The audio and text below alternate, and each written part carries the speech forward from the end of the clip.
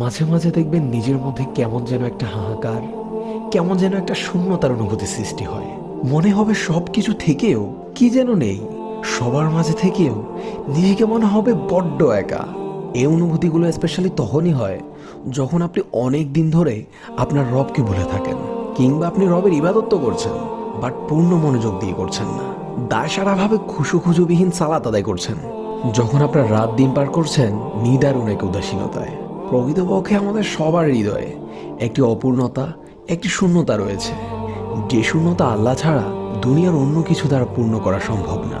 তাই নিজের এই অসহায়ত্বের করুণ মুহূর্তগুলোতে আল্লাহর কাছে নিজেকে পরিপূর্ণ সঁপে দিন। যেভাবে সম্ভব নীরবে, ফুঁপিয়ে অথবা হাউমাউ করে আল্লাহর দরবারে ইচ্ছে মতো কাঁদুন। আপনার রবের কাছে যে আপনার চোখের পানি অনেক মূল্যবান, আপনি তো তা জানেনই। আল্লাহ তার পাপিষ্ঠ বান্দাদের শাস্তি দেওয়ার জন্য জাহান্নাম সৃষ্টি করেছেন, আর এই জাহান্নামে রয়েছে ভয়ঙ্কর আগুন যা বান্দার কলিজা পর্যন্ত ভেদ করে ফেলবে।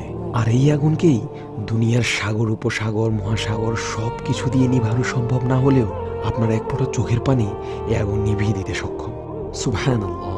আমাদের রব আমাদের চোখের পানিকে কতটা ভালোবাসেন আমরা কি কখনো কল্পনা করেও দেখেছি? তাই দুনিয়ার খারাপ লাগা, কষ্টকর, বেদনাদায়ক মুহূর্তগুলো যেন আমরা গান শোনা, মুভি, সিনেমা দেখা, কাছের কারোর সাথে শেয়ার করা, এগুলোর পরিবর্তে আমাদের অশ্রু দিয়ে আল্লাহর সাথে শেয়ার করি।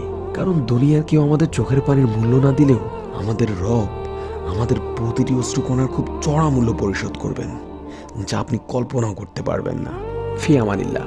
এতক্ষণ পর্যন্ত আপনার সাথে ছিলাম the star of knowledge team থেকে আমি সৈয়দ আহমদ ফাহাদ। ভালো থাকবেন। আসসালামু আলাইকুম রহমতুল্লাহ।